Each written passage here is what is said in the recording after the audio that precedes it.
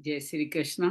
मैं श्याम, आपका प्रेमी, आपका सखा। थोड़े बदले हुए समय के साथ एक दिन के लिए हमारी साधक संजीवनी क्रम में 197 197 एपिसोड में आपका अभिनंदन करता हूँ, स्वागत करता हूँ।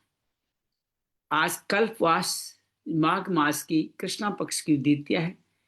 साधना के तप के लिए अति उत्तम समय है। अभी तक हम लोग अपने प्रथम पंचदश अध्याय संपूर्ण कर चुके हैं, षोडश अध्याय में प्रवेश कर चुके हैं। षोडश अध्याय जहाँ में देव असुर संपत्तियों का विभाजन भगवान एक बार फिर विस्तृत रूप से बताते हैं। हमारे शरीर में 26 तरह की भगवान ने हमें इस जन्म दिया, तो साथ में सहायक रूप में देवी संपदाएं भी दी, ताकि हम उन देवी संपदाओं के सारे भगवान के दरबार में हम सब पहुंच जाएं। लेकिन इन मन प्रकृति के अधीन होकर के, कर्म के अधीन होकर 6 तरह की आसुरी संपदा भी हम में आ गई। यह बंदी आसुरी संपदा बंधन बांधने वाली है, और ये जो संपदाएं हैं, जो आपकी देवी संपदा मुक्ति देने वाली है। देवी संपदा के बाद में आसुरी संपदा का विस्तार बताते हुए भगवान बताते हैं कि आसुरी संपदा वाले ने प्रवृत्ति जानते हैं, निवृत्ति जानते हैं। क्या करना है क्या नहीं करना है वो नहीं जानते। अपने भोग की आसक्ति में इस तरह से लीन हो जाते हैं कि अपने मुख्य मार्ग को ही भूल जाते हैं। आइए इस कथा को आगे बढ़ाएं। उससे पहले मन कर्म वचन को भगवान के श्री चरणों में लगाते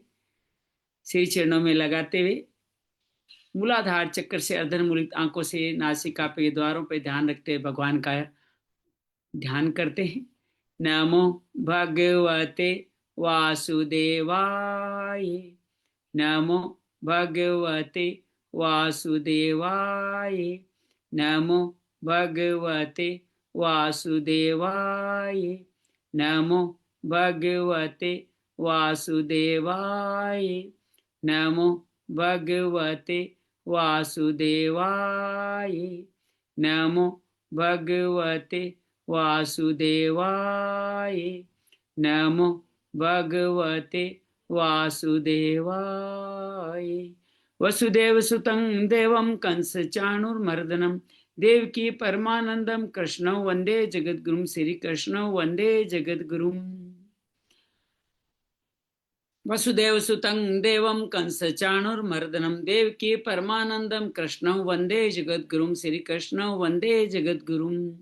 या देवी सर्वभूतेषु श्रीमद्भगवत गीता रूपेण संस्थिता नमस्तस्यै नमस्तस्यै नमस्तस्यै नमो नमः। या देवी सर्वभूतेषु साधक संजीवनी रूपेण संस्थिता नमस्तस्यै नमस्तस्यै नमस्तस्यै नमो नमः। गुरुर्ब्रह्मा गुरुर्विष्णु गुरुर्देवो महेश्वरा गुरु साक्षात् परम ब्रह्म तस्मै श्री गुरुवे नमः। गजाननं भूतगणाधिसेवितं कपितजम्बूफलचारुभक्षणं उमासुतं शोकविनाशकारकं नमामि विघ्नेश्वराय पादपङ्कजं, नमामि विघ्नेश्वराय पादपङ्कजं।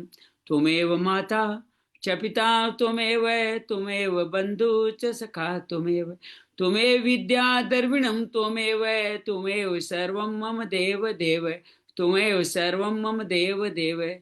शांति शांति शांति। आइए पूर्व कथाओं का संदर्भ लेने से पहले अपने इस आज के कथानक लेने से पूर्व कथा का संदर्भ लेते हैं। ओम श्री परमात्मने नमः। श्रीमद् भगवत गीता अथ प्रथमो अध्याय धर्म क्षेत्र कुरुक्षेत्र, जो ही देवी संपदा असुर का द्योतक है, वहां से ये प्रारंभ हुआ। और देवी संपदा जो अर्जुन में व्याप्त थी, कौटुंबिक मोह के कारण भगवान की कृपा से वो आसुर संपदा मोह के एक छोटे से भाग में प्रवेश किया और उसमें स्वधर्म का त्याग करके युद्ध न करने का निश्चय लिया। वो बार बार कहते कुलक्षय प्रणस्थिति कुल धर्मा सनातना धर्मो नष्टे कुलं कुसुम अधर्मो अभियुक्त अत्युत। अर्थात मेरा कुल क्षय हो जाएगा, कुल धर्म जो सनातन है वो खत्म हो जाएगा, धर्म नष्ट हो गया, कुल नीचे गिर जाएगा और अधर्म बढ़ जाएगा। इस तरह युद्ध न करने का निर्णय लेता है। द्वितीय अध्याय में सांख्य योग में अर्जुन भगवान का शिष्य बन के प्रार्थना करता है कि मुझे उचित मार्ग बताएं। कार्पण्य दोषोपैत स्वभाव पृच्छामि त्वां धर्म सम्मूढ़ चेता यश्रेषा निश्चितम ब्रूहि तन्मे शिष्यस्ते अहम साधिमाम त्वाम पर्पणम। मैं आपका शिष्य, आपके शरण, मुझे उचित मार्ग बताइए। और भगवान को 2 मार्ग बताते हैं। एक कहते हैं ज्ञान योग, शरीर का विवेक से ध्यान रख करके तुम विवेक को धारण करो। और दूसरा कर्म योग बताते हैं। कर्म योग के माध्यम से भगवान ये बताते हैं कि कर्मण्येवाधिकारस्ते मा फलेषु कदाचन, से बिना फल की इच्छा निष्काम कर्म करो, समत्व में बने रहो, योग को कुशलता से करो। तुम क्या पाओगे? अनामयम फल को पाओगे, मोह कलिलम से मुक्त हो जाओगे, श्रुति प्रतिपन्ना से मुक्त होकर के तुम स्थित प्रज्ञ हो जाओगे। अर्जुन के पूछने पे भगवान कहते हैं तानि सर्वाणि संयम्य युक्त आसीत मत पर वशे ये इंद्रियाणि तस्य प्रज्ञा प्रतिष्ठा। जिनकी इंद्रियां उनके वश में है, जो संयम पूर्वक जीवन जी रहे हैं, वही प्रज्ञा प्रतिष्ठा में आते हैं। तृतीय अध्याय में अर्जुन फिर पूछता है कि मेरे को जो आपने ज्ञान योग कर्म योग बताया उसमें श्रेष्ठ कौन सा है? भगवान कहते हैं दोनों में कर्म करना पड़ेगा। नियत कर्म, कुरु कर्म, स्वकर्म, यज्ञ कर्म करे, यही बंधन से मुक्ति दिलाएगा। इसीलिए तुम्हारा जन्म हुआ है। और ये करते करते दूसरों का भी आप मार्गदर्शन करो। जनक आदि भी यही करते थे, मैं भी यही करता हूँ। बुद्धि में कोई भेद नहीं होता। अज्ञानियों को कर्म संगों को साथ लेकर के उनको विचलित नहीं करते। अपने सब पदों का अध्यात्म का पाने का रास्ता बताते हैं और कहते हैं द्वंद्व मोह के कारण, राग द्वेष के कारण इस रास्ते से नहीं चलने वाले पतन को जाते हैं। स्वधर्म निधनम श्रेय, अपने धर्म में मरना भी कल्याणकारी है, पर धर्म में जीना भी भयावह है। अर्जुन पूछता है ऐसा सब क्यों नहीं करते? भगवान कहते काम एस क्रोध अर्थात आसुर संपदा के कारण ही आवर्तम ज्ञान में तेन, आपके ज्ञान को विवेक को ढक लिया जाता है और फिर आप संशय में आ जाते हैं। चतुर्थ अध्याय में ज्ञान कर्म संन्यास योग में भगवान निष्काम कर्म का इतिहास सूर्य से बताते हैं। अर्जुन के पूछने पर कहते हैं कि मैं अजन्मा अवयव अविनाशी, जब जब धर्म का नाश होता है, अधर्म के प्रभाव पड़ता है, तब अपने दिव्य जन्म कर्म लेता हूँ। जो वीतराग भय से क्रोध से मुक्त होते मुझको इस तरह जान के भजन करते हैं, बाकी सिद्धियों के लिए देवताओं को भजन करते हैं। चातुर्वर्ण्यम मयाम सृष्टम, मैंने रचे, लेकिन मैं इसके कर्म फल में इस प्रा में नहीं आता। सारे सिद्ध जन ये जानते हैं कि कर्म क्या है, अकर्म क्या है, विक्रम क्या है, और इसके आधार पर कार्य करते हुए अपने शरीर आदि के लिए कार्य संतुष्ट रहते हुए ब्रह्म यज्ञ, योग, तप यज्ञ आदि ज्ञान के अति 12 यज्ञों का पालन करते हैं और नियत आहार करते हुए यज्ञ का अमृत लेते हुए अपने परम तपी हो जाते हैं। भगवान बार बार कहते हैं कि वो इस तरह से अपने समस्त कलमशों काट करके पुनरावृत्ति को प्राप्त होते हैं। श्रद्धावान लभते ज्ञानम तत्पर संहिते ज्ञानम द्वापराम शांति, शांति को पाते हैं। अश्रद्धा से मुक्त होकर के वो असंशय को खत्म कर देते हैं। पंचम अध्याय कर्म संन्यास योग में अर्जुन पूछता है संन्यास कर्म योग में कौन श्रेष्ठ है? भगवान के दोनों एक मुझ परम फल खोई देने वाले। संन्यास योग में कठिनाइयां बड़ी है, लेकिन कर्म योगी सहज योग होकर के मेरे में स्थापित हो जाते हैं। और भगवान कहते हैं ज्ञान योगी भी अर्थात संन्यास योगी भी शरीर का विवेक से पालन करके यही परम पद पाते हैं। भगवान कहते हैं कि कर्म योगी क्यों से 9 द्वारे देही में रहते हुए कर्म फलों में लिप्त नहीं होते हुए और उनकी बुद्धि मेरी परायण हो जाए, तनिष्ठा तस्थपरायणा, आय पुनरावृत्ति को प्राप्त होते हैं। विद्या विनय सम ब्राह्मण चंडाल में सम बुद्धि वाले होते हैं। प्रिय प्रिय कुछ नहीं होता, समस्त सेवा करते हुए अत्यंत सुख पाते हैं और अपने संस्कारों काट कर सर्वभूत देरता में लगे रहते हैं। काम क्रोध से अयुक्त होकर के मेरा ध्यान करते हैं और इस तरह से यज्ञ तपस के भोक्तार बन करके मेरे भक्त बन जाते हैं। षष्ठोध्याय आत्मसंयोग में भगवान कहते हैं जो अनाश्रित है, जो कर्म फल के अनाश्रित है, उनको कोई कार्य करना बाकी नहीं है। वो कार्य त्यागने से कोई योगी सन्यासी नहीं बनता। कर्म फलों के त्याग से ही शांति को प्राप्त होते। यही आपकी आत्मा के उद्धार का एकमात्र तरीका है। जो आत्मा का उद्धार करते, मन को जीत कर प्रसन्न आत्मा सुख दुख हानि लाभ लोहा सोना वेरी और सन्यासी में समदर्शी होते हैं। पवित्र प्रदेश में यम नियम का पालन करते हुए, नासिका के द्वारों पर ध्यान रखते हुए, भ्रुकुटी पे भगवान को स्थापित करते हुए, वो इस तरह से न जागते न सोते हुए युक्त आहार विहार करते हुए लगातार अपने चित्त को निरुद्ध करके योग करते हैं। उनकी उपमा भगवान दीपक की लौ से देते हैं। कहते हैं कि उनको कोई अधिक सुख लाभ हानि विचलित नहीं करते। दुखों के संयोग का वियोग हो जाता है, संकल्प संपूर्ण हो जाते हैं, धीरे धीरे धारणा वाली बुद्धि मुझ में लगाते हैं और अपने सत्व रजस तमस को सबको खत्म करके सब भूतों में मुझको देखने लग जाते हैं। मैं उनके लिए कभी अदृश्य नहीं होता, वो मेरे लिए कभी अदृश्य नहीं होते। अर्जुन पूछता है मैं ऐसा कब कर पाऊंगा? भगवान कहते हैं अभ्यास वैराग्य ही एकमात्र मार्ग है। अर्जुन को पूछने बताते हैं इस रास्ते चलने की दुर्गति विनाश नहीं होता, या तो शुचि नाम श्रीमंता गए, श्रीमानों के घर में जन्म लेके वो मुक्ति को प्राप्त होता है, या योगी नाम कुले भवती धीमताम, योगी ने कुल में लेके अनेक जन्म संशीदों के अनेक जन्मों की यात्रा संपूर्ण करता है। सकाम तपस्वी ज्ञानी और कर्मी से योगी श्रेष्ठ है, और मेरे में भक्ति रखने वाला सर्वश्रेष्ठ योगी कहलाएगा। सप्तम अध्याय ज्ञान विज्ञान योगी। भगवान कहते हैं मेरे भी जो आसक्त है, जो मेरे शरणागत है, उनके लिए मैं ज्ञान से विज्ञान कहूंगा। हजारों में से एक सिद्ध ही इसको जानता है, बाकी अष्टधा प्रकृति के मोह में ही फंसे रहते हैं। मेरी अपरा प्रकृति जिसके सार में मैं ही हूं, लेकिन तीनों गुणों के कारण मुझे नहीं जाते, माया उनके ज्ञान का अपहरण कर लेती है। केवल 4 लोग चतुर्विद्या भजनते माम आर्तो जिज्ञासु अर्थाति, उसमें ज्ञानी सुरक्षित जो मेरा हिस्सा है। अनेक जन्मों के बाद हमें जन्म मिला, वासुदेव सर्वमिति मानने वाले महात्मा दुर्लभ होते हैं। बाकी कामना की पूर्ति के देवताओं को बसते हैं, जहां जहां नियम पूर्वक देवताओं बसते हैं मैं उनकी बुद्धि स्थापित करता हूँ, श्रद्धा स्थापित कर उचित फल देता हूँ। लेकिन ये सारे फल तो नाशवान है।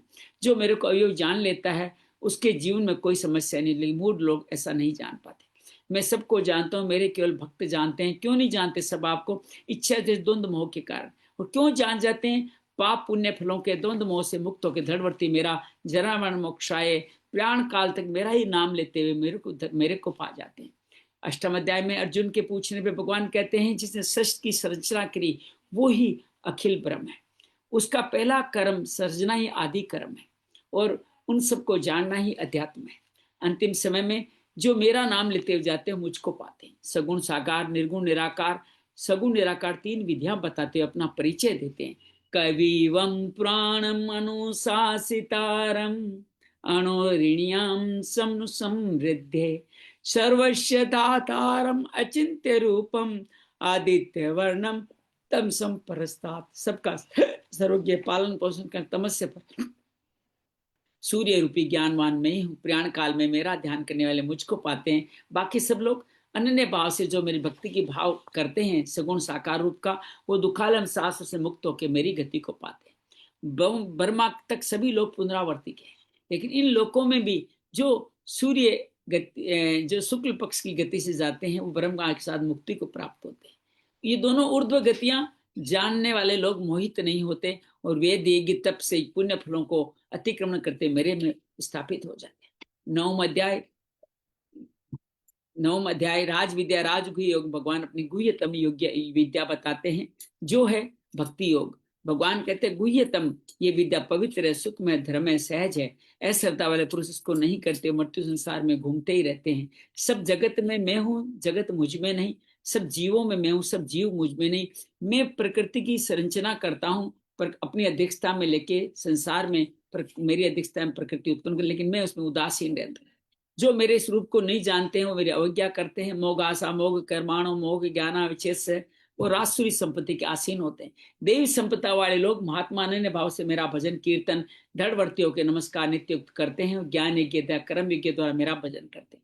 मैं यज्ञ हूँ, मैं औषधि हूँ, मैं समिधा हूँ, मैं प्रभु हूँ, परल हूँ, ओम हूँ, मैं निधान हूँ, मैं शरण हूँ, मैं सूर्य की तरह तप करके अन्न जल में अमृत लाता हूँ। लेकिन लोग तीनों वेदों में लिखे स्वर्ग की कामना करते हैं, और स्वर्ग की कामना करते करते सत्व सात्विक कर्म करते हैं, स्वर्ग जाते हैं, और अन्य लंबे समय तक स्वर्ग के सुख भोग करके वापस धरती लोक को आ जाते हैं।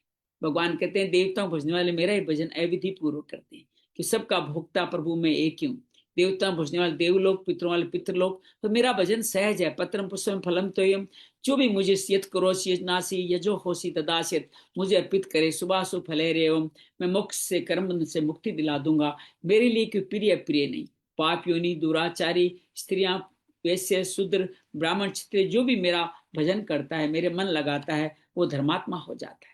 कैसे लगाएं? मन मना बहुमत भक्तो मध्याजी मान नमस्कार माँ में वेक्षित्मात्मान परापणायण, अर्थात मेरे भक्त बनो, मेरे को नमस्कार करो, इस तरह मेरे प्राण हो जाओ। 10वें अध्याय में भगवान कहते तुम्हारे हित की कामना से अभी मैं और विभूतियां बताऊंगा। भगवान इस तरह भगवान बार बार कहते हैं कि देवता दानव भी मेरे, देवता और महर्षि मेरे इस प्रभु प्रलय को नहीं जानते। अपनी 20 विभूतियों के बारे में बताते हैं, इस संसार की उत्पत्ति के बारे में बताते हैं, और कहते हैं मचता मदगत प्राणा, मेरे में प्राण वाले, मेरे कथन शरण करने वाले ही मुझको पाते हैं। भगवान अर्जुन कहता है परम भरम पवित्र भगवान आप हो। उनका विभूतियां देखना चाहता है, भगवान को विस्तार से नहीं दिखाते, कहते हैं कि इसका आदि मध्य अंत नहीं है, समस्त संसार विशिष्ट मेरे से ही व्याप्त है। अथवा बहुत है कि ज्ञाते हैं अर्जुन, इसके अलावा तुम क्या जानना चाहते हो? एकांश से निश्चित हो जाए, एक मेरे अंश से हमारा जगत विद्यमान है। एकादश अध्याय में भगवान कहते हैं मद अनुग्रह, मेरे अनुग्रह करके आपने जो ज्ञान का है, मेरा मोह नष्ट हो गया। मैं अब आपके विश्व रूप को देखना चाहता हूँ, अगर मेरे द्वारा देखना संभव तो मुझे दिखाई। भगवान कृपा करते हैं, कैसे पश्चिम आर्थ रूपाणी अपना सारा आदित्य रुद्र समस्त जगत दिखाते हैं। अर्जुन चरण चक्षु से नहीं देख पाता, दिव्य चक्षु प्रदान करते हैं। संजय भी कहता है दिव्य चक्षु से अर्जुन ने भगवान के अनेक भाव वक्त निर्मल रूप को, अनेक सूर्यों के प्रकाश वाले दिव्य प्रकाश को देखा और कृतांजल होकर के, रोमांचित होकर के प्रार्थना करता है। पश्चात देवांश देव देव है, आपके में मैं संपूर्ण विश्व को देख पा रहा हूँ। अनेक भाव वाले, अनादि मध्य अनंत वीर्यम वाले आप में सभी देवता भयभीत होकर प्रवेश कर रहे हैं। रुद्र आदित्य गंधर्व वृक्षासुर आपकी प्रार्थना कर रहे हैं।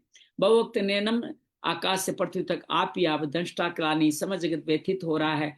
और प्रसिद्ध देवेश जगन निवास, मेरे पांडव सेना के लोग, धृतराष्ट्र के पुत्र ब्रह्मा, भीष्म, द्रोण और कर्ण भी आपके मुख में नदी जैसे समुद्र तरफ जाती है, पतंगा अग्नि की तरफ जाता है, प्रवेश कर आप उनका सबका दर्शन कर रहे हैं।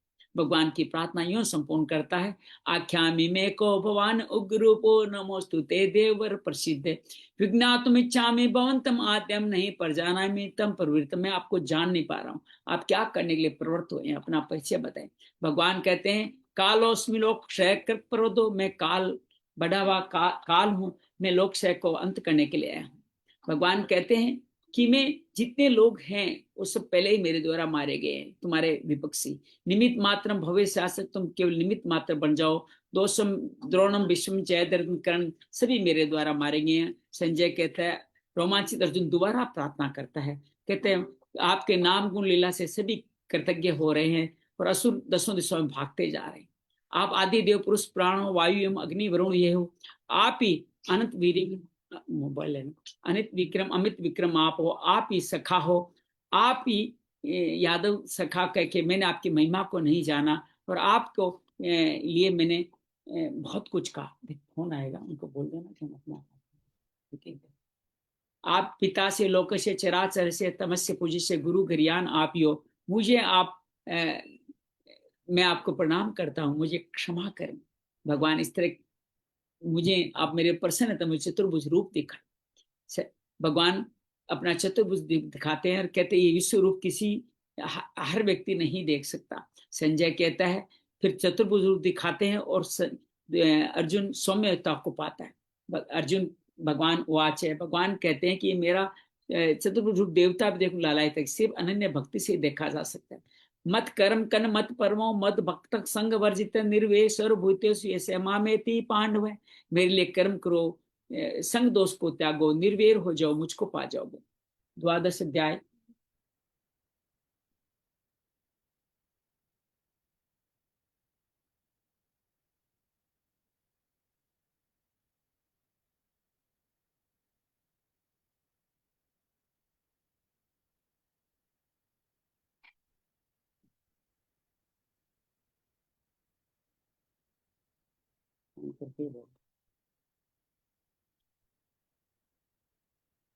द्वादश अध्याय में भगवान पूछते हैं सगुण साकार निर्गुण, अर्जुन पूछता है सगुण साकार निर्गुण निराकार में कौन श्रेष्ठ है? भगवान कहते हैं सगुण ही श्रेष्ठ है।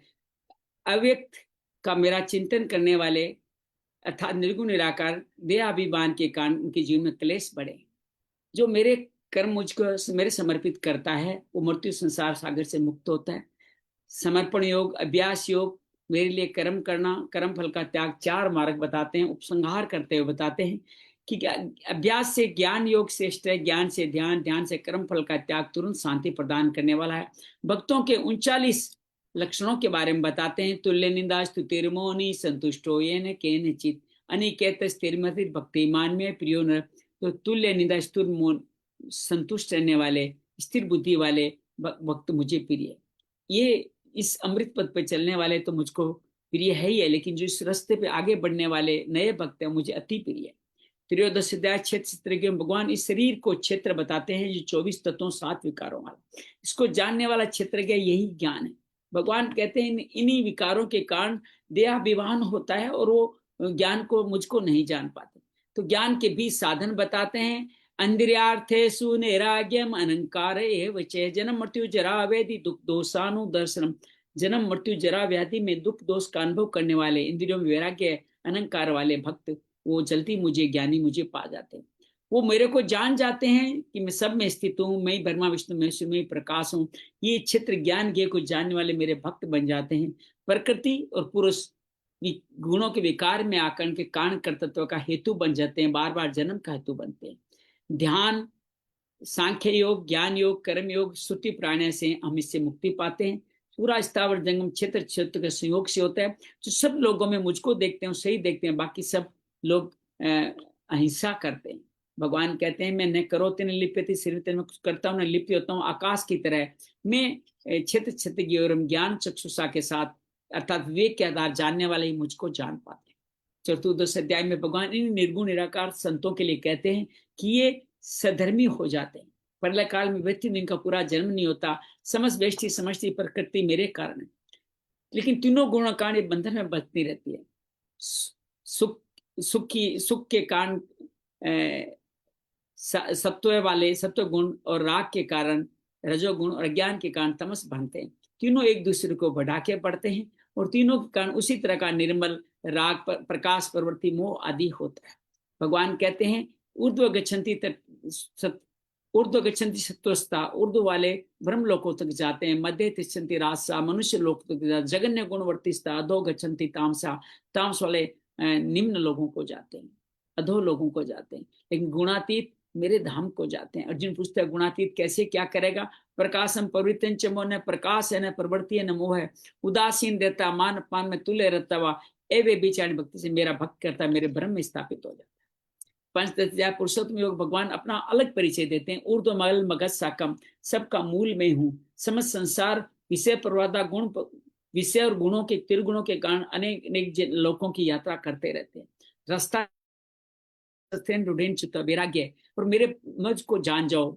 मिलेगा क्या? निर्वाण मोह चित संदोष अध्यात्म नित्या विनिवर्त कामा। और अपना परिचय सूर्य चंद्रमा और अग्नि के साथ देते हैं। ममे वांसो जीव लोग के सब जीवों में मैं हूँ, लेकिन मन शिष्टान इंद्राणी के कारण उनको वायु जैसे गंध को ले जाती है, उसी तरह पांचों विषयों में रस में होकर उन आत्मा मुझसे दूर, उसकी शरीर जीव को मुझसे दूर ले जाता है। जो इस तरह से देखते हैं वो मुझके लिए मैं प्रकाशवान हो जाता हूँ।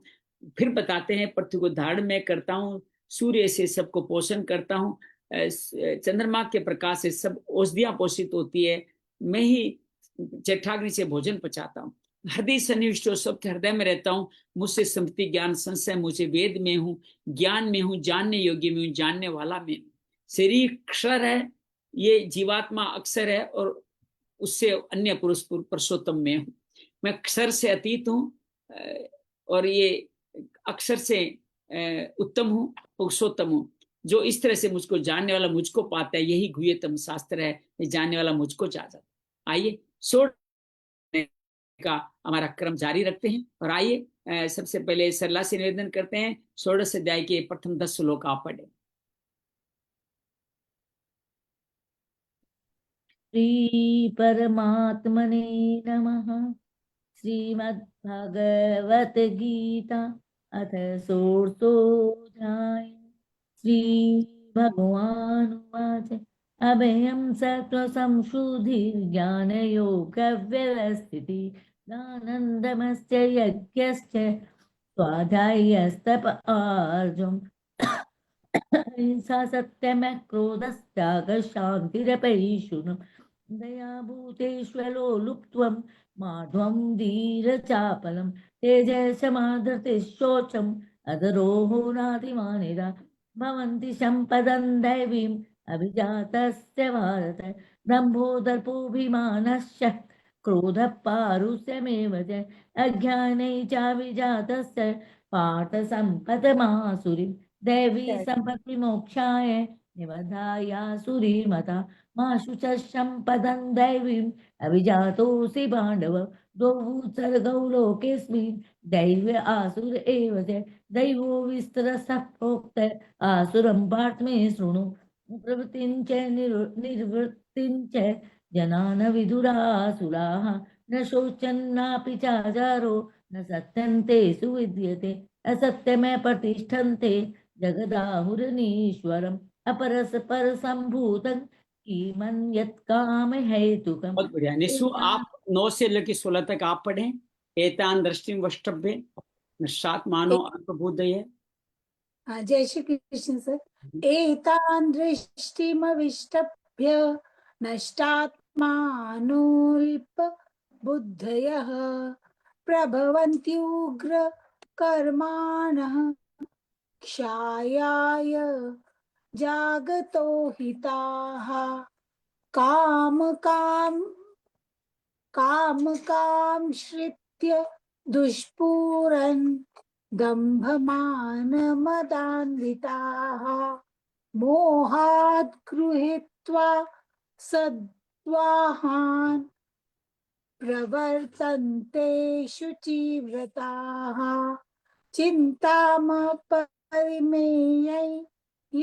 च प्रलायन्ता मुपाश्रिताः कामोपभोगपरमा एतावदति निश्चिताः आशापाशशतैर्बुद्धा कामक्रोधपरायणाः ईहन्ते काम भोगार्थम् अन्यायेनार्थ संचयान्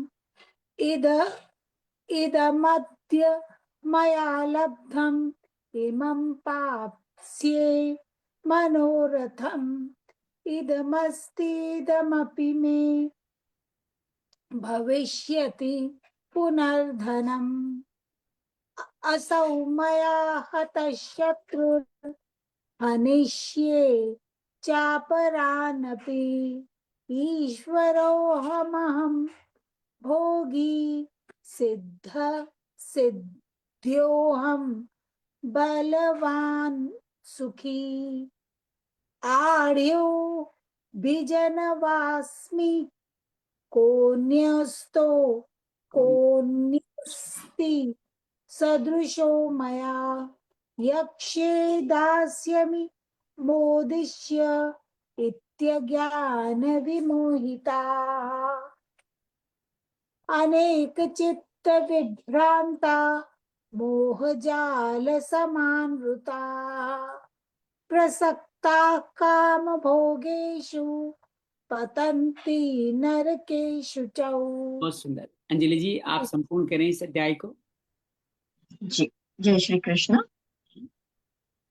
आत्मसंभाविता स्तब्धा धनमानमदान्विताः यजन्ते नाम यज्ञस्ते दम्भेना विधिपूर्वकम् अहंकारं बलं दर्पं कामं क्रोधं च संश्रिताः मामात्मपरदेहेषु प्रद्विषन्तोऽभ्यसूयकाः तान् हन्विषतः क्रूरान् संसारेषु नराधमान् क्षिपाम्यजस्रमशुभान् आसुरीष्वेव योनिषु आसुरीयोनिमापन्ना मूढा जन्मनि जन्मनि मामप्राप्यैव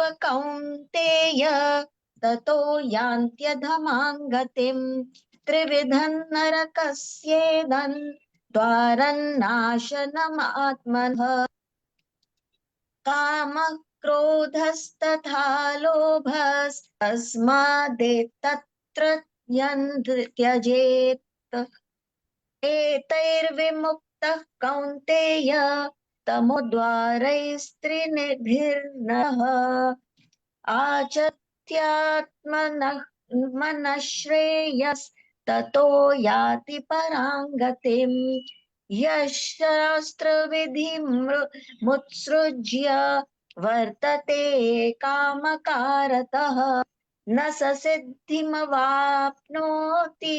न सुखं न परां गतिम् तस्मात् शास्त्रं प्रमाणन्ते कार्याकार्यव्यवस्थितौ ज्ञात्वा शास्त्रविधानोक्तं कर्म कर्तुमिहार्हसि। ओम तत्सदिति श्रीमद्भगवद्गीतासु उपनिषत्सु ब्रह्मविद्यायां योगशास्त्रे श्रीकृष्णार्जुन संवादे देवासुरसम्पद्वे भागयोगो नाम षोडशोऽध्यायः।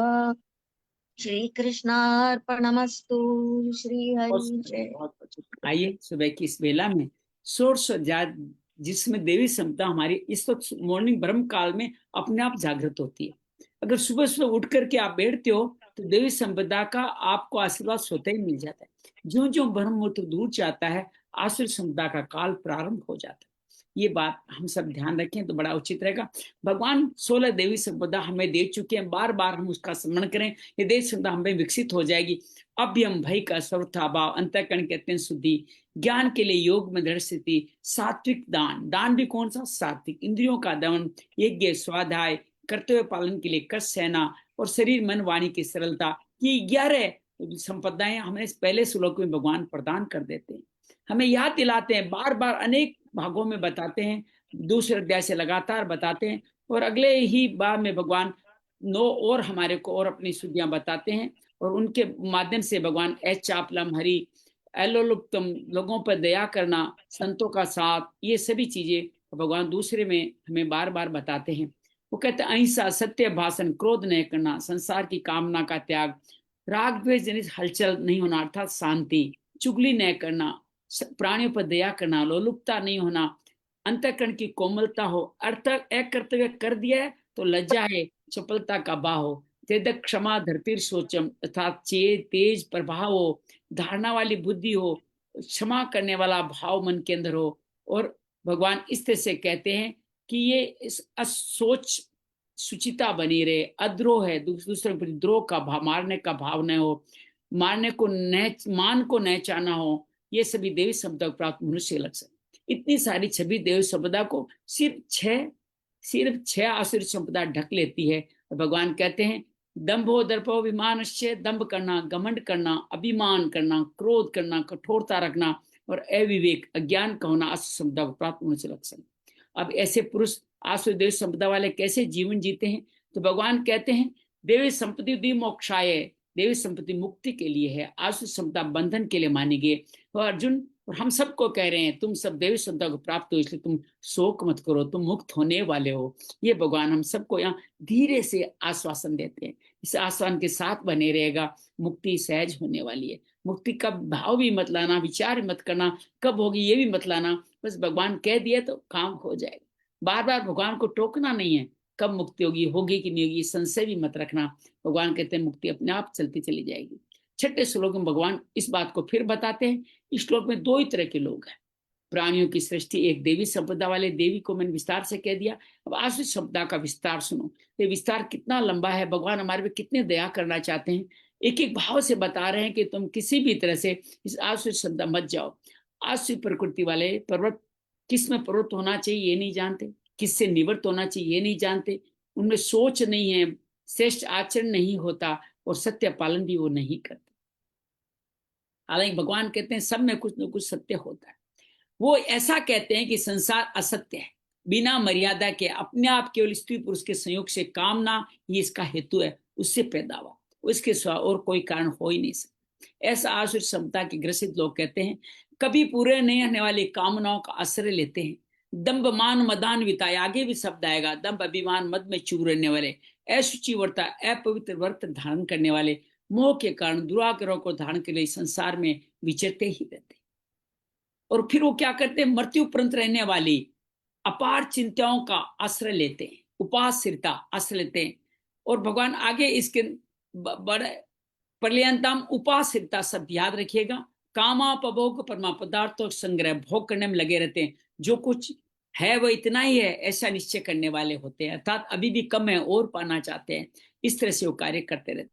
और आज हम 12वें श्लोक से आगे पढ़ते हैं यात्रा को, आइए करें।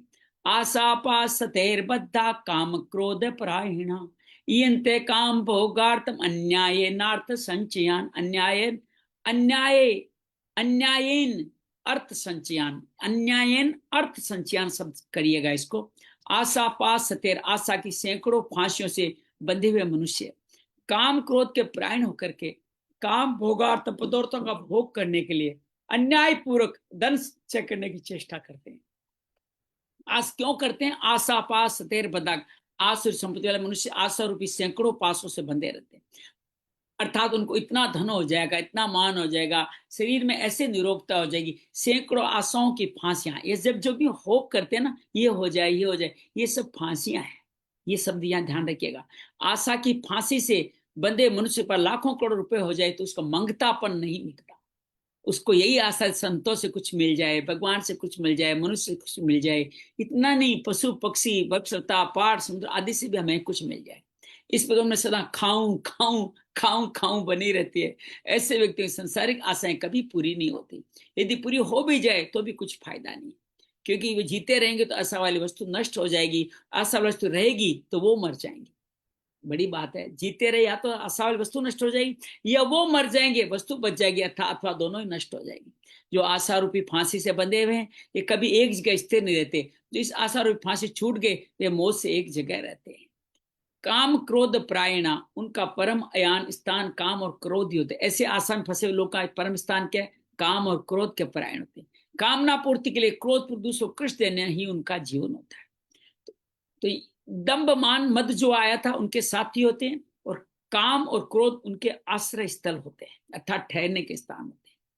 काम क्रोध के कारण मनुष्य का निश्चय रहता है। कामना के बिना मनुष्य जड़ हो जाता है, क्रोध के बिना उसका तेज भी रहता है। कामना से सब काम होता है, नहीं तो आदमी काम करेगी। कामना के बिना तो आदमी का जीवन ही भार हो जाएगा। संसार में काम और क्रोध ही तो सार चीज है, इसके बिना लोग हमें संसार में रहने ही दें, ऐसा वो सोचते हैं। क्रोध से ही शासन चलता है, ऐसा सोचते हैं, नहीं तो शासन को मानेगा ही कौन। क्रोध से दबाकर दूसरों को ठीक करना चाहिए, नहीं तो लोग हमारा सर्वस्व छीन लेंगे, फिर तो हमारा अपना कुछ अस्तित्व ही नहीं रहेगा, ऐसा वो मानते हैं। कौन? आसुरी संपदा के आसीन। ईयंते काम भोगार्थम अन्यायन अन्यायन अर्थ संचयन, आसुरी प्रकृति और मनुष्य को उद्देश्य धन का संग्रह, विषयों का उपभोग करना। इस उद्देश्य की पूर्ति के लिए बेईमानी, धोखेबाजी, विश्वासघात, टैक्स की चोरी आदि करके दूसरों का हक मार के मंदिर, बालक, विधवा, ये तीन शब्द याद रखिएगा, इनका कभी कोई धन नहीं लेना चाहिए। मंदिर, बालक, विधवा आदि धन दबाकर इससे अनेक अनन्याय, एक तो अन्य भक्ति की बात करी या अनन्याय पाप की बात करते हैं, धन का संचय करना चाहते हैं। उसके मन में गहराई से बात बैठी थी, आजकल के जमाने में ईमानदारी से न्याय से कोई धनी थोड़ी हो सकता है। ये जितने धनी हुए, मैं भी ऐसा ही कहता हूँ कि जितने पैसे वाले हैं सबने कोई कोई गलत काम किया होगा तभी पैसे वाले बने हैं। यही यहाँ कह रहे हैं कि वो हम सब आश्रित संपदा अधीनों के कार्य करते हैं, हमारे मन में उस धन को पाने की इच्छा, इसलिए तो उनमें दोष देखते हैं।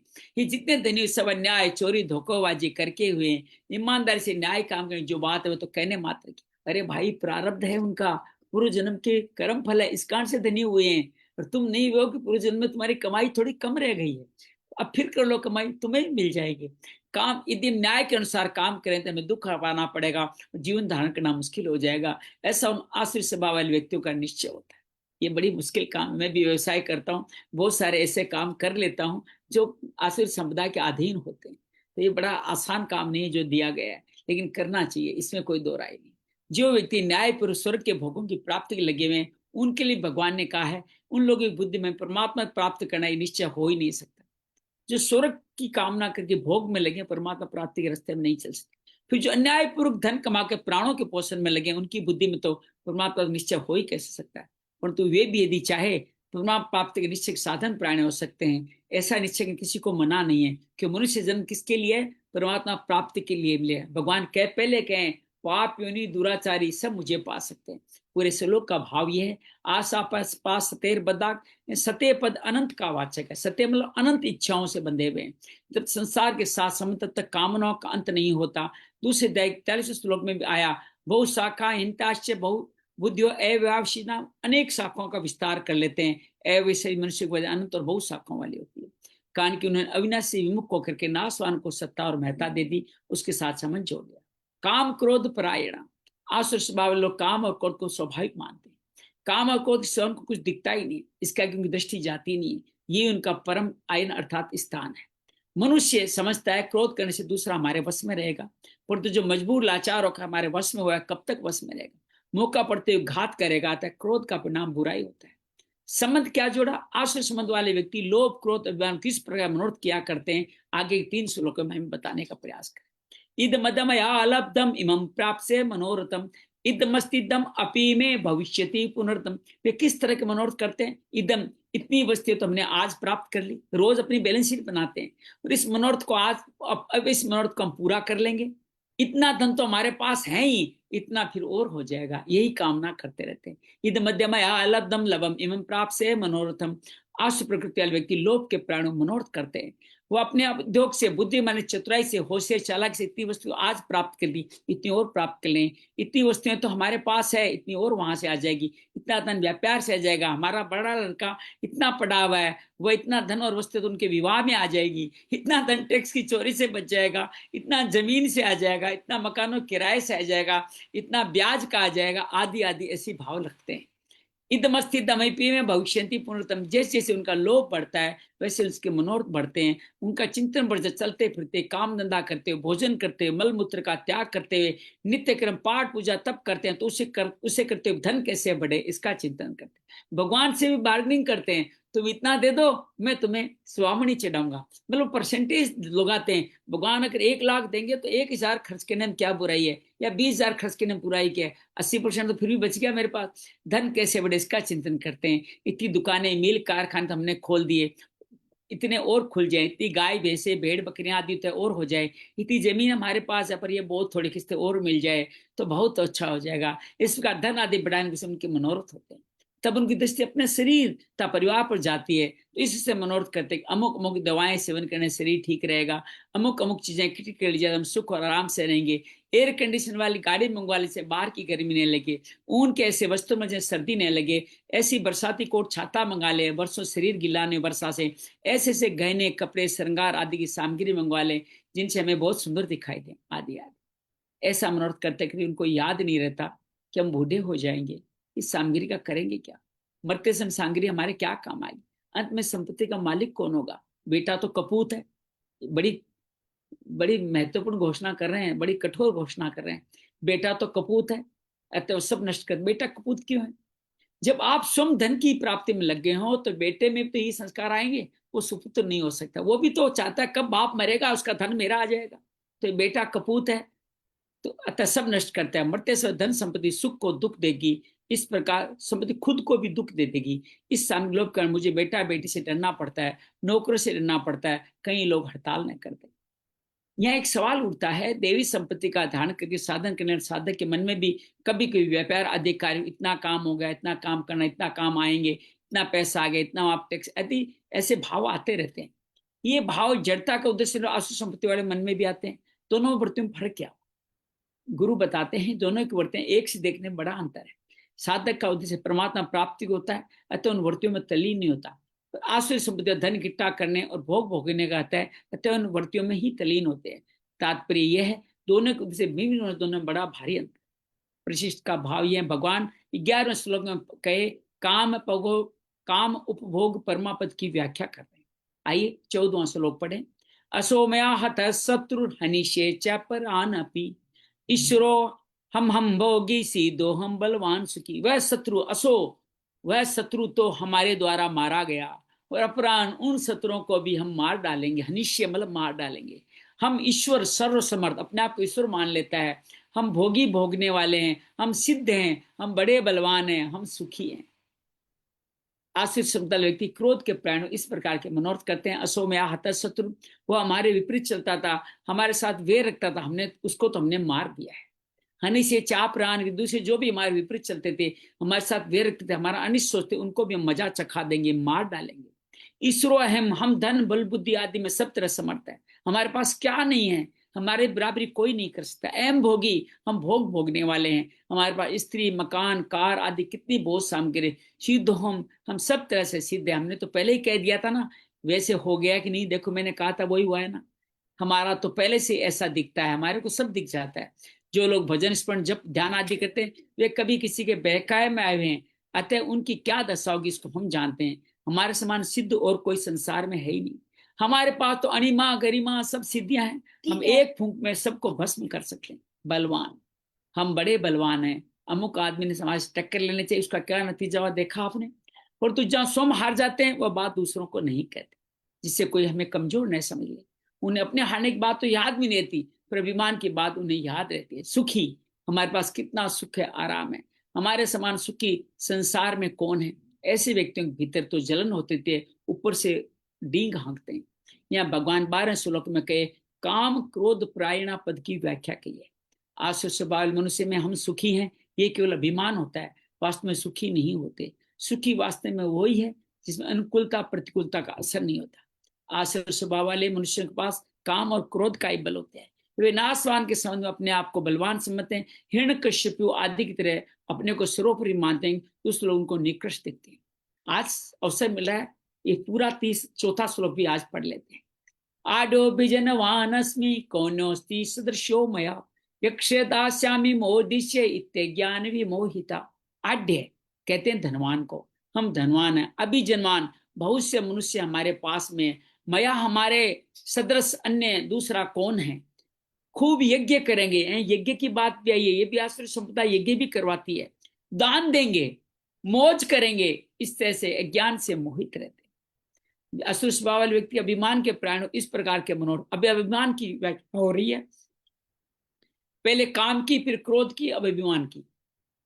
आढ़ो विजन वानस्मी, कितना धन हमारे पास है, कितना सोनी चांदी मकान खेत जमीन हमारे पास है, कितने अच्छे आदमी ऊंचे पदाधिकारी हमारे पक्ष में।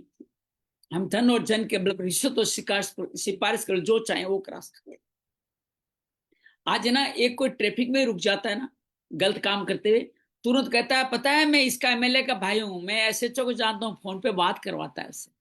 यही यहाँ बताया गया। कौन सदृश्यो मया, आप इतने घूमे फिरे हो, आपको कई आदमी मिलेंगे, पर आप बताओ हमारे समान कोई आपने देखा है क्या। ऐसा आपने, ऐसा दानी हूं मैं, ऐसा हूं, ऐसी बातें करते हैं। यक्षदाशय में हम ऐसा यज्ञ करेंगे, ऐसा दान करेंगे, सब पर टांग फेर देंगे। इस तरह का भाव यज्ञ दान में भी रहता है। थोड़ा सा यज्ञ करने से, थोड़ा सा दान देने से, थोड़ा सा ब्राह्मण भोजन करना आदि से क्या होता है, हम तो ऐसे यज्ञ दान आदि करेंगे जैसे आज तक किसी ने नहीं किया। क्योंकि मामूली यज्ञ दान करने से लोगों को क्या पता लगेगा इन्होंने यज्ञ किया, दान किया। बड़े यज्ञ दान से हमारा नाम अखबारों में निकलेगा, किसी धर्मशाला मकान बनवाएंगे उसमें हमारा नाम खुदवाया जाएगा, जिससे हमारी यादगारी रहेगी। अब सोच लिए, ये भी आसुरी संपदा अभिमान का जनक है। मोदी से हम कितने बड़े आदमी हैं, हमें सब तरह सब सामग्री सुलभ आनंद से मौज करेंगे। इस प्रकार अभिमान को लेकर मनोरथ करने वाले असुर लोग केवल करेंगे करेंगे ऐसा मनोरथ ही करते रहते हैं, वास्तव में करते कराते कुछ नहीं है। वे करेंगे भी तो नाम मात्र के लिए, जिसका उल्लेख 17 श्लोक में आ चुका है। कारण इत्ते ज्ञान विमोहिता, इस प्रकार 13वें चंद्र 15वें श्लोक में वर्णित मनोरथ करने वाला असुर लोग अज्ञान से मोहित रहते हैं, उनकी मूर्खता कारण ऐसे मनोरथ बढ़ती रहते हैं। परमात्मा से मुक्त हुए आसुरी संपदा वालों को जीते जी अशांति जलन संताप आदि तो होते ही हैं, मरने पे उनकी क्या गति होगी ये हम कल अध्ययन करेंगे। आइए आज के 4 श्लोकों का मनन करते हैं। सरला, अंजलि, निशु, आपसे निवेदन करता हूं कि इन 4 श्लोकों में आपको जो चीज अच्छी लगी है, अहो लगी है, जो समझ आई है, वो हमारे साथ बांटने की कृपा करें। ये आसुरी संपदाओं के काम क्रोध प्राण अभिमान का वर्णन है। ये 12वें में बताता है कि मनुष्य का जब तक आसुरी शरीर के साथ संबंध रहता है तब तक उसकी इच्छाओं का अंत नहीं होता है। मनुष्य संसार में रखता है ना, तब तक वह धन और भोग ऐश्वर्य के पीछे ही भागता रहता है। ये सोचता है आज इतना धन है, अब और ज्यादा कर लूंगा। और आसुरी स्वभाव वाले लोग काम और क्रोध को ही ज्यादा मानते हैं। वे काम क्रोध के आगे कुछ भी नहीं समझते हैं। यदि वो सोचते हैं कि जी हम किसी पर क्रोध करेंगे तो वो हमारे बस में हो जाएंगे, डर जाएंगे। और फिर उसमें बताते हैं कि आसुरी स्वभाव वाले लोग लोभ के कारण परायण होकर अपना काम करते हैं। हम चालाकी से, चतुराई से, धोखे से धन अर्जित कर लेते हैं और अपनी सभी इच्छाओं, अपनी सभी मनोरथों को पूरा कर लेंगे। धन बढ़ने के चक्कर में हमारा लोभ बढ़ता ही जाता है। धन कमाते हैं हम, आज टैक्स चोरी कर ली, वो मकान किराया आ गया, ब्याज रेंट आ गया, ब्याज आ गया, इस चक्कर में हमारे धन बढ़ता ही जाएगा, बढ़ता ही जाएगा। तो हमारे वो मतलब लोभ बढ़ता जाता है। जबकि आसुरी और देवी संपदा की इन दोनों की वृत्तियां एक जैसी नहीं होती, मगर इनका उद्देश्य एक जैसी होती है, मगर इनका उद्देश्य अलग अलग होता है। फिर कहते हैं कि ये शत्रु तो हमारे द्वारा, इसमें बताते हैं कि शत्रु तो हमारे द्वारा मारा गया। अब हम इतने बलवान हो गए, धन के कारण शायद बलवान हो गए कि हम दूसरे को भी मार डालेंगे, उनको नीचा दिखाएंगे, और हम एकदम सर्वशक्तिमान हैं, तो और भोगों को भोगने वाले हैं, हम बहुत बड़े हैं, बलवान हैं, सुखी है, धनवान है, बहुत से मनुष्य हमारे पास है, हमारे समान दूसरा कौन है, हम यज्ञ करेंगे। ये तो छोटा छोटा करते हैं, थोड़ा सा खाना खिलाते हैं थोड़े से लोगों के, हम तो बड़ा बड़ा करेंगे तो हमारा नाम होगा, अखबारों में हमारी बातें आएगी, तो हमें उनको ये इस तरह के ज्ञान से मोहित रहते हैं। बहुत बढ़िया। यही आसुरी संप्रदाय काम क्रोध अभिमान से मोहित होकर जो कार्य करें उनका यहाँ पे जिक्र आया है। अंजलि, निशु, गुरदीप, आपके पास अगर अनम्यूट करने का समय हो तो आप भी अपनी बात यहाँ पे हमारे साथ साझा करें। जय श्री कृष्ण सर। इसमें भगवान कहते हैं कि वे लोग जो हैं वो काम क्रोध के परायण हो जाते हैं, और सब पदार्थों का भोग करने के लिए वो बहुत ही मतलब खराब पदार्थों का भोग करते हैं, और धन संचय करने की हमेशा उनमें चेष्टा लगी रहती है। और कहते हैं कि ये जो इनकी सोच ऐसी हो जाती है आसुरी संपदा वाले लोगों की, कि उनके पास जो आज है वो उससे संतुष्ट नहीं होते, और उन्हें और धन प्राप्त करने की और यश प्राप्त करने की इच्छा हमेशा बनी रहती है। और किस प्रकार वो सब करे, वो उसका तोड़ जोड़ करते रहते हैं कि कैसे मैं बचाऊं, कैसे मैं और धन जो है एकत्रित करूं। और इसके अलावा उनके मन में ये रहता है कि जो मेरे शत्रु हैं वो सब नष्ट हो जाएं, और नहीं हो रहे हैं। अगर भगवान की उनके शत्रुओं पे कृपा है तो वो सोचते किस तरह से मैं क्या करूं कि जिस तरह से वो मेरी जिंदगी में ना रहें, ऐसे करके। और वो अपने आप को, ये ऐसे भोगने वाले अपने आप को ही ईश्वर मानने लगते हैं, और वो सोचते हैं कि उनसे बड़ा बलवान और उनसे ज्यादा सुखी कोई हो ही नहीं सकता। और वह सोचते हैं कि वही धनवान है, उन्हीं का सम्मान हो, दूसरा उनके सिवा कोई दूसरा ना हो। और वो इन सबको की इच्छा रखते हुए बहुत दान देते हैं। वो जो लोग ऐसे दिखा दिखा के दान देते हैं, और छुपते छुपते भी, बट उनके मन में ये रहता है कि मैं थोड़ा दूंगा तो भगवान मुझे और देगा, फिर उनमें से मैं थोड़ा सा और दे दूंगा उनको। तो मतलब इस तरह की इच्छा रखते हैं, और वो इस अज्ञान के कारण हमेशा आसुरी संपदा वाली प्रवृत्तियां करते रहते हैं और उसी में मोहित रहते हैं। बहुत बढ़िया, बहुत सुंदर। और कोई कहना चाहेंगे इस बारे में? कुल मिला के काम क्रोध अभिमान का जिक्र किया है कि आसुरी संपदा हमसे क्या क्या करवाती। हम सब सजग हो जाएं, इसलिए संतों ने इतना विस्तार से जिक्र किया, आगे भी करने वाले हैं कि ये अगर वृत्तियां हमारे अंदर हैं तो समझो आसुरी संपदा हमारे पर कब्जा कर चुकी है, हमारे में प्रवेश कर चुकी है। आइए आंख बंद करके इस आसुरी संपदा से, भगवान से मुक्ति की प्रार्थना करते, आराम से विराजित हो जाए, अर्धन मूलित आंखों से। मुस्कान देवी संपदा का सुंदर प्रतीक है, उसको विराजित कर लें। जो ही आप मुस्कुराते हैं देवी संपदा अपने आप विकसित होती चली जाती है। आपका मुस्कुराना, आपका सत्य बोलना, किसी के दुख में दुखी होना, आपका किसी के लिए दुखी होना, ये सब बातें आपकी देवी संपदा का ही प्रतीक है। ये शरीर जो क्षेत्र है अनेक विकारों से ग्रसित है, उन्हीं विकारों के साथ विकारों जैसी ही 6 आसुरी संपदा हमारे पे कब्जा कर लेती है। दंभ, दर्प, अभिमान, क्रोध, अज्ञान, कठोरता, और इन सब का साथ देता है कामना। ये कामना के कारण ही दंभ, दर्प, अभिमान, क्रोध सब जीवन का हिस्सा बनते। फिर प्रवृत्त किस में होना है नहीं जानते, निवृत्त किससे होना है ये नहीं जानते, जन्म मरण के बंधन में फंसे ही रह जाते।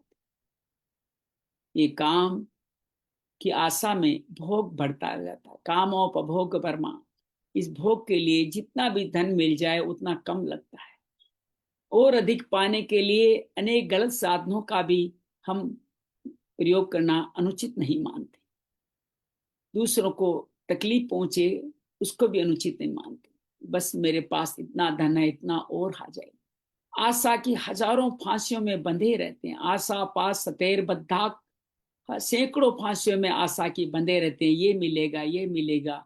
शरीर छूटता है तब या तो आशा नहीं रहती, या वो आशा शरीर नहीं रहता, या आशा और शरीर मिली हुई सामग्री दोनों ही नहीं रहती। फिर भी अनंत काल तक इन्हीं आशाओं की फांसियों में बंधे हुए काम उपभोग के लिए अनुचित मार्गों से हम धन आदि का इकट्ठाकरण करते हैं। अपना अभिमान बढ़ाते हैं, अनेक लोगों को सामने बताते हैं मेरा इतना धन है, मैं सिद्ध हूं, मैं बलवान हूं, मैं सुखी हूं, और इस तरह से वो अपने इन संपत्तियों का प्रदर्शन करते हैं। इतना ही नहीं, यज्ञ दान आदि करने का भी नाटक करते हैं। करते कम है, दिखाते ज्यादा है, और उस जो कुछ कर दिया उसके लिए भी अपने लिए विशेष अधिकार, हक, नाम की मांग करते हैं। ये अधिकार, नाम की मांग करना आसुरी संपदा का ही कहीं न कहीं परिचय है। जीवन में देवी संपदा वाले भी हमें लगता है ऐसे ही कार्य करते हैं, लेकिन दोनों की वृत्तियों में फर्क है। एक जो कार्य करके जो धन कमाता है उसका सदुपयोग करता है, वो धन इतना हो जाए वो हो जाए उस पर भी नहीं लगाता। पूरे घर में, परिवार में अच्छे संस्कार रहते हैं। जो भी धन कमाता है उसका विसर्जन भगवान का दिया हुआ धन है, उनके विसर्जन में निष्काम कर्म से करता रहता है, और सारा धन कमाने में उचित साधनों का भी प्रयोग करता है। अर्थात अपने कर्मचारियों का ध्यान रखना, पर्यावरण का ध्यान रखना, सरकारी नियमों का ध्यान करते उचित समय में टैक्स चुकाना, और समाज उपयोग में जहां जहां समय मिले वहां अपना तन मन धन देके कृतज्ञ हो जाना। लेकिन आसुरी संपदा वाले यही सब काम उल्टे तरीके से करते हैं। धन कमाने में अपने व्यवहार के, अपने जो कर्मचारी उनका ध्यान नहीं रखते, प्रदूषण का ध्यान नहीं रखते, सरकार के नियमों का ध्यान नहीं करते। इस तरह से उन दोनों के धन कमाने में फर्क है। काम दोनों एक ही करते हैं। आसुरी संपदा वाले इस तरह काम, क्रोध, अभिमान के आश्रय होकर के नीचे ही गिरते चले जाते हैं, नीचे ही गिरते चले जाते हैं।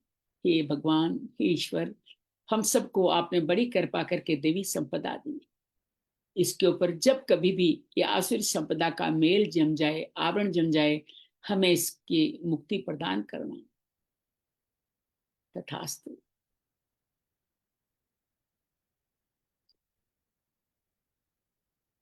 ओम कृष्णाय वासुदेवाय हरिये परमात्मने प्रणत क्लेश नाशाय गोविंदाय नमो नमः। प्रणत क्लेश नाशाय गोविंदाय नमो नमः। जय माँ भगवत गीते, जय जय माँ भगवत गीते। हरि कमल विहारिणी, हरि कमल विहारिणी, सुंदर सुपुनीते। जय जय माँ भगवत गीते। दया सुधा बरसावनी, मातु कृपा कीजिए, मातु कृपा कीजिए। हरिपद प्रेम दान कर, हरिपद प्रेम दान कर, अपनों कर लीजिए। जय जय माँ भगवत गीते। योगेशम सचिदानंदम वासुदेव व्रज प्रेम धर्म संस्थापकम वीरं कृष्ण वंदे जगद्गुरुं। श्री कृष्ण वंदे जगद्गुरुं। शांति शांति शांति।